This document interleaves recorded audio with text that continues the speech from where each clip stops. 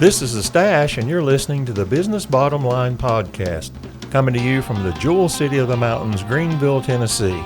We're in the foothills of the Smokies, talking business with people just like you who are responsible for the bottom line, sharing business tips to inspire, inform, and improve, and turn your bottom line from red to black. We have a very special guest with us this week on the podcast, coming to us from the other end of the state in Memphis, Tennessee. He is the owner and operator of Blue City Towing, Mr. Evan Mueller, and we're going to get acquainted as we start off talking about iPhones and Androids with Mr. Evan. 14 or 15 years ago when that was a relatively new thing. And I didn't have a problem with it, but I switched to iPhone back then when I was 18 or 19 years old, and I just stuck with it. And nowadays it seems to be the best one to give you a little bit of control over your privacy. Though the reality is, if you're worried about that, you shouldn't have one at all. But Apple seems to do the better job of at least giving you a little bit of an option of opting out of being tracked on some of that stuff. So Yeah. I'm sticking with Apple for now myself. Well, it's just extremely functional. Once you get started on one platform, it's kind of hard to change because the details are different and it's tough. It's difficult. Sometimes it's for the better, but it's always very difficult. Now, you said a little bit about your family. You told me about your grandma, but now tell me about the wife and kids and what we have. My wife is a registered nurse, and she has worked in the emergency room her whole career. So she's had a fun run of it the last couple of years here. Wow. With COVID and everything, but that's what she does. And then my daughter will be 2 at the end of April, and my son was born just over a month ago. Oh my goodness. So we've been rather busy around the house trying to entertain one who wants to be entertained and keep occupied the one that just needs fed and cleaned up. So it's a chore, but it's a lot of fun. Absolutely. And, we're very fortunate. Well, the children are such a blessing. They bring a lot of challenges, but man, they bring a lot of joy along with it, don't they? Absolutely. Yeah. Well, are you a reader, Evan? Yes, sir. Oh. Yes, sir. I do a little bit of reading. Nowadays, I listen to audiobooks because Sure. I find it hard to find time to sit down and actually get into a book. But I'm in my vehicle a lot. Well, and, it's easy to listen to one. So, yeah. Yes. That's cool. So tell me either a favorite book or something you've read recently that just really stood out to you. I like John Steinbeck a lot. We studied some of his works in high school, and Grapes of Wrath is one of my favorites. Okay. Just the depiction of the trouble they were having with the crops not working and the soil was going bad, and all those folks moved out to California, and then when they got there, it turned out they didn't want them, and it all seemed very relevant. I actually re-listened to that one recently. And another one I listened to recently was Fahrenheit 451 by Ray Bradbury, and that one was also oddly relevant considering when it was written. Talking about government control and the way that the people in charge make you think one thing's happening when another isn't. Yeah. Interesting. Yeah. That is relevant to our time. Now, when was that book written, Evan? How long has that been? I remember the title, but I haven't read it. I'd have to Google it, but I mean it's 20th century. Yeah. For sure. If I remember from school, right, Ray Bradbury was a playwright. Yeah. And that was one of his novels. Yeah. Interesting stuff how things get written as novels and then you see pieces of it become reality. It always intrigues me. Sure. And I mean, it was intentional. Okay, 1953. Okay. When that was written. Just for, I wanted to get that in there. But wow. Yeah, I mean, it's definitely intentionally written about a dystopian society. And, the fire department starts fires instead of putting out fires. They're burning all the books.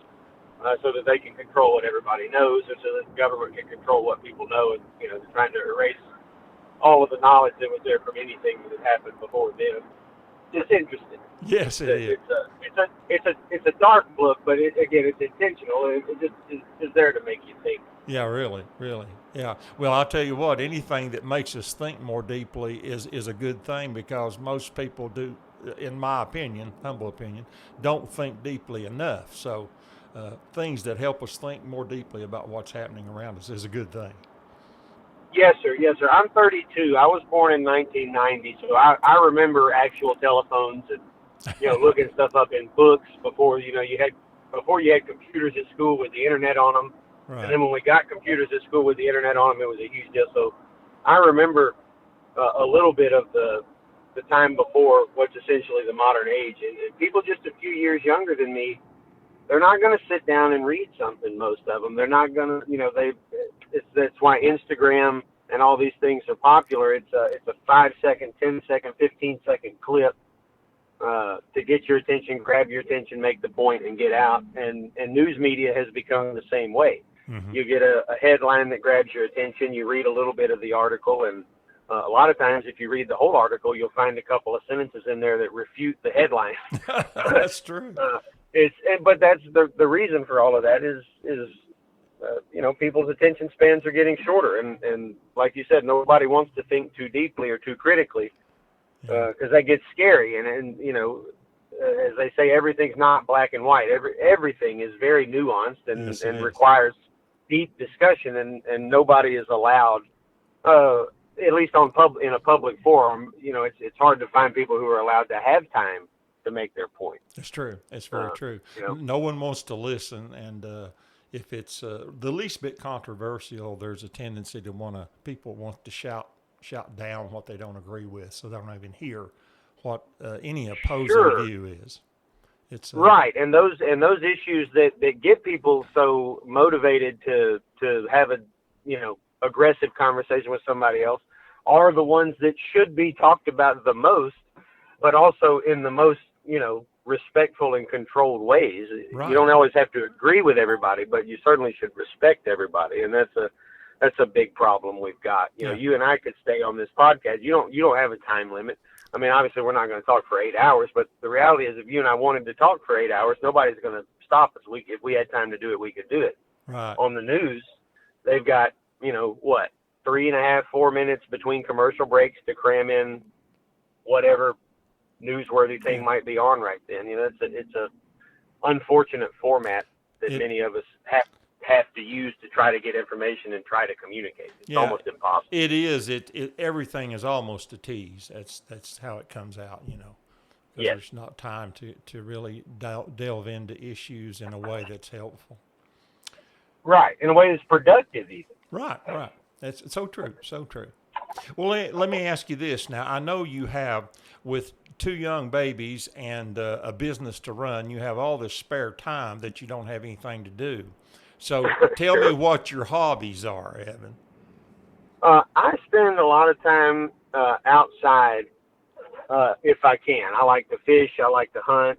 We have some property that borders my in-laws' property down in Mississippi in a county called Yalobusha County, and there's about 12,000 people in the whole county, so it's nice to get down there and get away.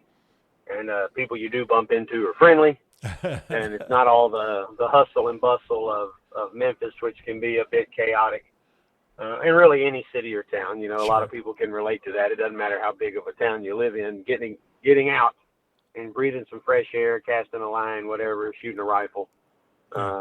That's what I do. So that's my spare time. My anxiety relief is getting down there and getting on a tractor. That sounds good. I could take that in any day.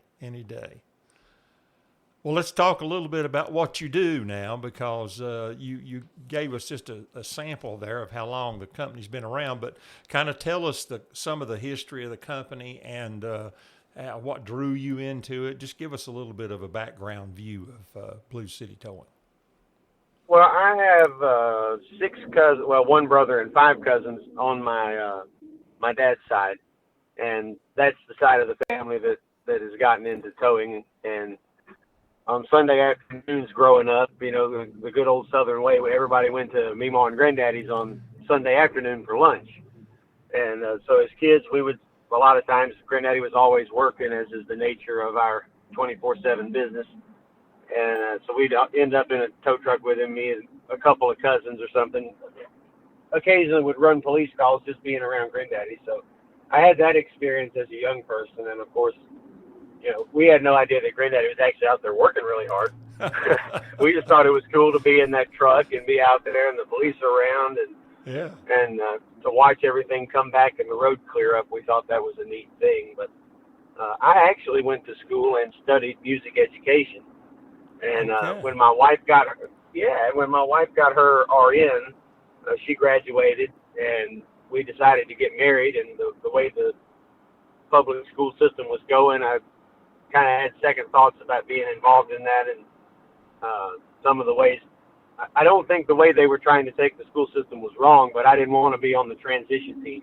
As I mentioned earlier, transition can be rough. Yes, true. And as it turned out, Granddaddy was getting older and getting ill, and Dad had become more involved in the business out here. And I was like, look, you want to go work in Memphis?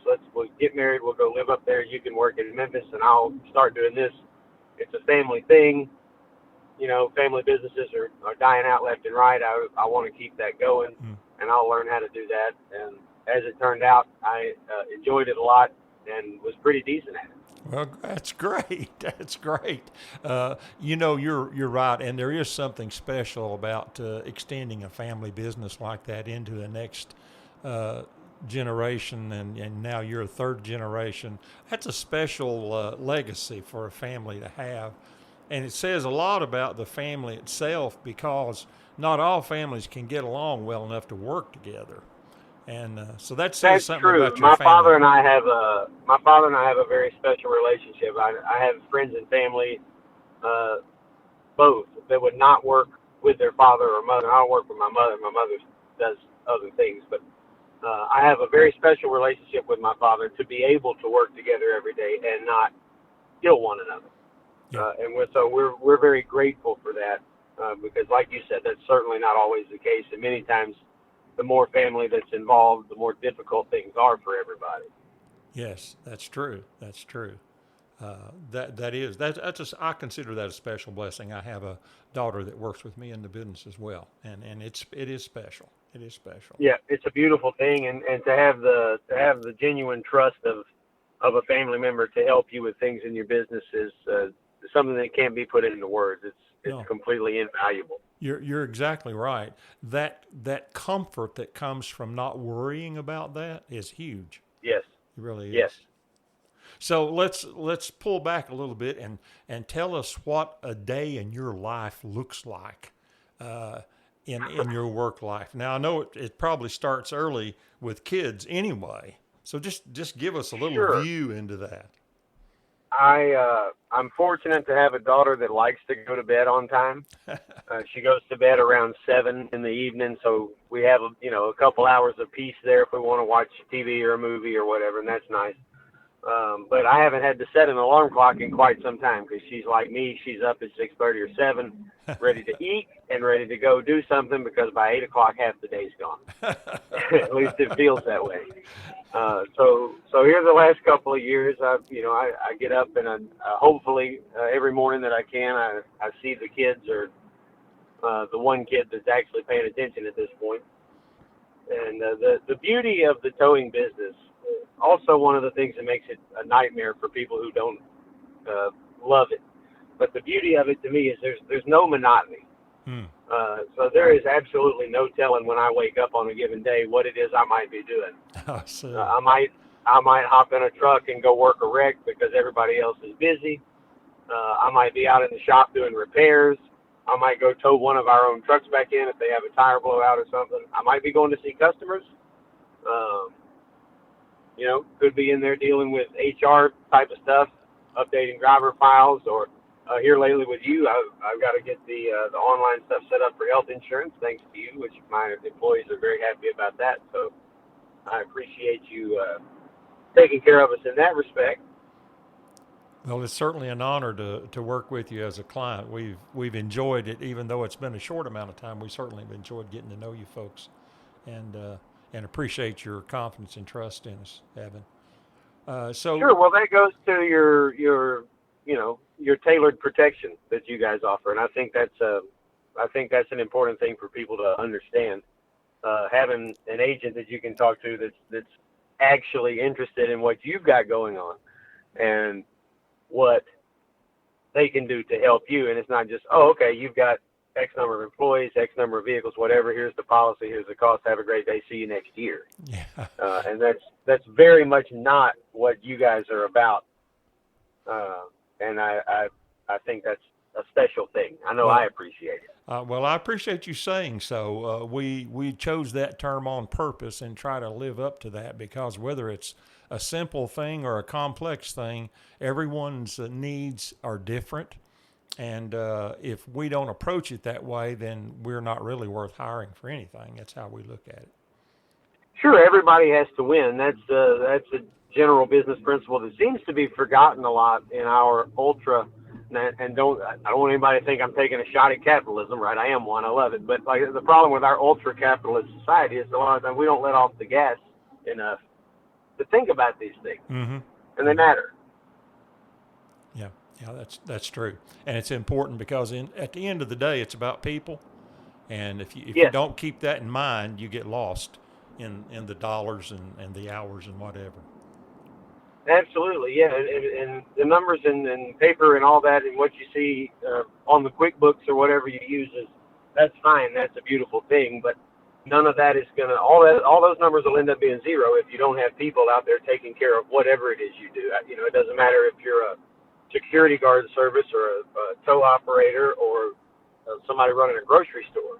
That's right. If you don't take care of the people that are out there actually bringing in the money and making things happen and keeping your customers happy, none of it's really going to work out for you. That's exactly right. Because in the end, as soon as you have someone working on your behalf, they become you, and how they feel about your business and the work they do translates into how they treat the people that they're serving.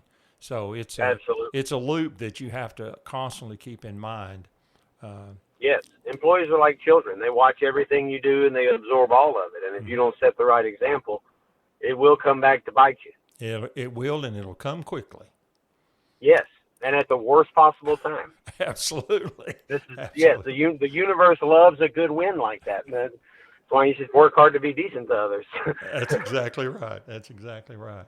Well, tell me kind of what you feel like your biggest challenge in the business and work is it people, technology, competitors? What is on the top of your list of things that give you the most pause or concern? Well, I can speak about that in two directions a little bit. I can speak about that as far as my business is concerned, and then I can speak a little bit about that as to how it affects the industry overall.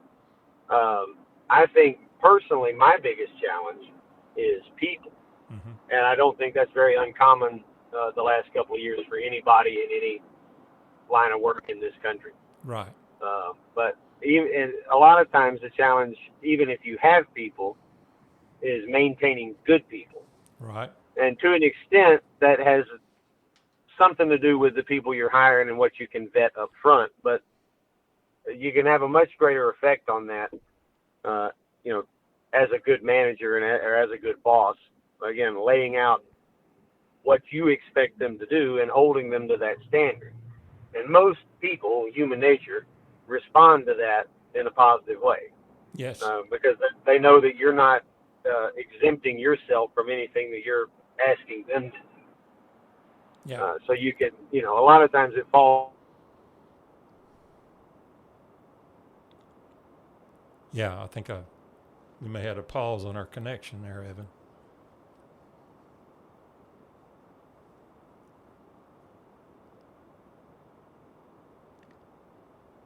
Or just make time to train them the right way.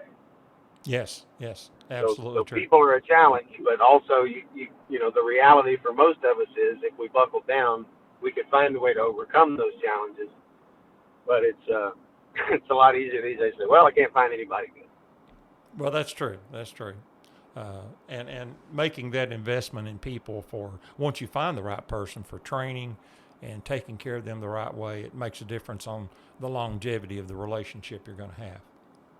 Yes, you can take a company or any line item in a budget of a company from red to black in no time, just by taking care of the people that are supposed to be handling whatever their task is, whether it's receivables or payables or maintenance, whatever it is. Yes. You can always turn that around by having a well-equipped person in position to do it. Yes, that's very true. Very true.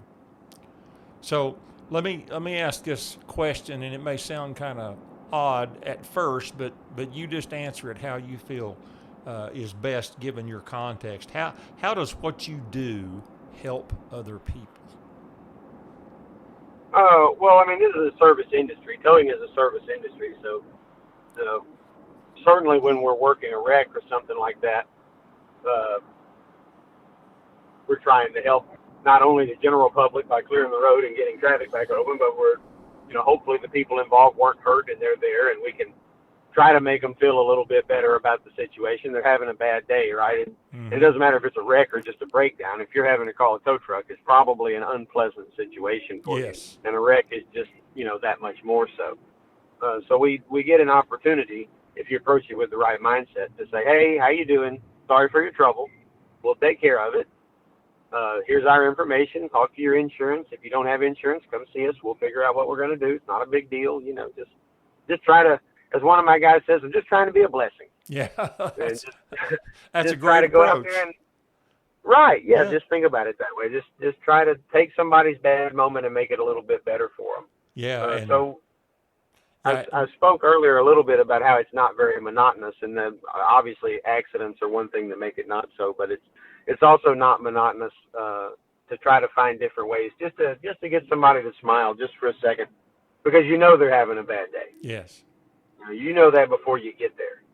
So if you can approach it the right way and then say, okay, I'm going to do what I can to make this person's day just a little bit better. And it's not going to be much, but it'll be something. Yeah. That's such a great, that's actually a great business tip right there that you're giving before I even get to the question. But approaching what you're doing that way makes you different than just an average person that's going to be called that don't think like that and has not been trained to think about that at all. So that sets you apart immediately. Yes. Well, how do you see the future unfolding for your business? I know there's lots of challenges. We talked about a couple of them. How do you see it unfolding going forward? Well, lots of industries are worrying about being replaced by AI, and I think that towing is a very safe industry when it comes to that. We've got cars that can drive themselves, park themselves, stop if there's a problem. We've got pretty incredible AI when it comes to self-driving cars. That's not there yet, but it's coming. But I think we're a long way off before AI is loading up another vehicle and securing it in a way that it could be safely transported. There's going to have to be a person involved. Even if the tow vehicle drives itself, there's still going to have to be an operator there to secure whatever's being loaded for quite some time. It's just too much of a safety risk. Yes. So I think that in that regard, we're safe. Technology so far in the towing business is helping. It's making things easier. So that's not something that we have to fear at this point, like some industries do. Right. So I think we're in a good place. I think as far as longevity goes, I don't think that the towing industry is going anywhere anytime soon. And I don't think the number of vehicles on the road is going to go down. No, as long as there's vehicles on the road, there's going to be a need for our services one way or another, whether it's accidents, breakdowns, or somebody's towing their nice, 65 Corvette or whatever. That's right. As long as there's cars around, there's going to be a need for them to be transported and wrecks to be cleaned. So as far as that aspect of the future is concerned, I think we're safe. And I also think you're going to see some major safety improvements. And I think you're going to see, hopefully, it'll be a couple of decades from now, but I think you'll see more team operators in towing as time goes on. I certainly hope so. Just for general safety, and it would speed up the whole process. Because generally, when you're talking about towing, you're talking about on the side of the road or or a wreck. And anytime you're there, even when you're in your car, when you're there, you're in an unsafe place. Mm-hmm. And so the focus of our industry going forward is safety, safety, safety. What can we do? We work on the move over laws, which I'm sure people see commercials for and stickers for, for any flashing lights. Right. Just move over and give us a little bit of room. Because I can tell you, if you've never been broken down on the side of a highway, or God forbid I-40 somewhere, you have no idea what it's like to sit there and have vehicles moving by at 75 miles an hour about 20 inches away from you. It is. It's And unnerving. if you're laying down on the road having to hook chains up, their straps up to a vehicle to pull it up on a rollback, there is no situation where you survive if that vehicle is hit. That's right. It's just not going to happen. If you're down there hooking it up or anywhere in front of it, the chances of survival are almost zero. Yes. And yes. that's really what we're focused on for the future, is trying to save lives of people in our industry and of the state employees and law enforcement and fire and EMS and all those people that are out there too. Sure. We don't want people getting hit on the side of the road. The roads are unsafe enough, and that's what we're focusing on with, like I said, the move over campaigns and trying to potentially update some of the lighting laws. Just trying to make ourselves as seen and as noticed as possible out there. Yeah. Well, that's absolutely necessary, and it's also a huge challenge because of speed involved and the attention span of average or common drivers isn't always where it should be in terms of. Well, sure, we touched on that earlier about just in general, people's attention spans are getting shorter and shorter, and now there's more distractions than ever. Mm-hmm. When you're behind the wheel of a car. You stand on the sidewalk out in front of a gas station and just watch people go by and see how many are looking into their phone. Yes. And if you don't get angry pretty quickly, I'll commend you. Well, maybe you shouldn't be commended if you're not angry about that, Evan. Well, yeah. But I hear you. Well, let's wrap up with you telling us what your best bottom line business tip is. That's kind of what we're about in the podcast, is either helping someone that's already in business or helping someone that's getting ready to start by giving a bottom line tip from someone already successful in the business. So with that thought in mind, what would you say yours is? I think it's easy, and I almost hate to put this out there on the internet where somebody might hear it, because it's a very simple thing, and I've made the joke a bunch of times that I don't understand why more people don't know this, but it's very simple. Treat people well. The easier way to say that is follow the golden rule. Treat people the way you want to be treated. Treat others the way you want to be treated. If you stick to that, you will find that your customer service exceeds 95% of other businesses. How many times do you walk into a business? Let's take fast food, for example, because this is an easy one. How many times do you walk into or go to a drive-thru at a fast food restaurant where you feel like anybody there cares that you're there? Mm-hmm. Yeah. Okay, what if you go to Chick-fil-A? Yeah, it's different. Have you ever been there? You go Yes. to Chick-fil-A? I love it. Okay. It's different. So it's like a different world. Yes. I can count on one hand the times that I've had bad service.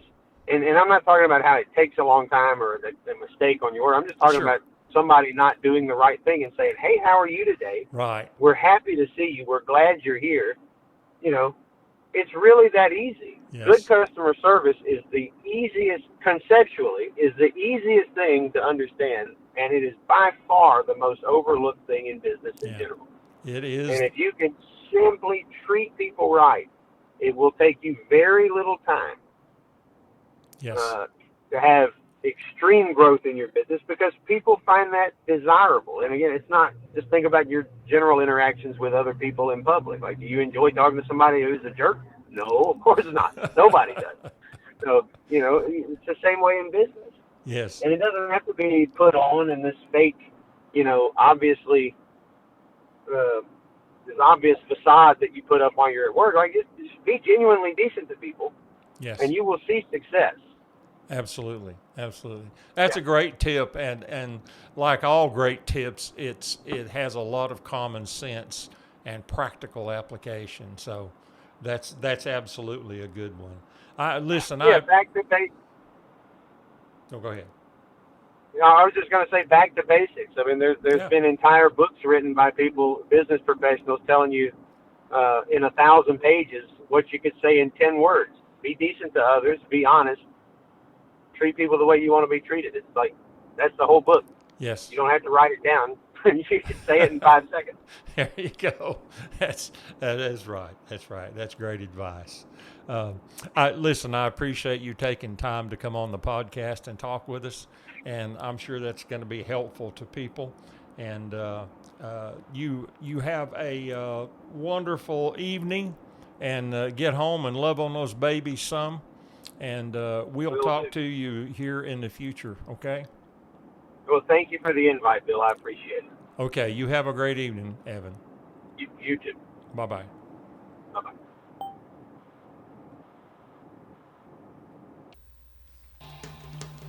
Well, that's a wrap for today's Business Bottom Line podcast. Take that tip and make your bottom line turn from red to black. Next week, we'll talk with another special guest, and we'll see you right here next time in the Jewel City of the Mountains, Greenville, Tennessee. This is the Stash saying we're here to inspire, inform, and improve your bottom line so you can grow, grow, grow.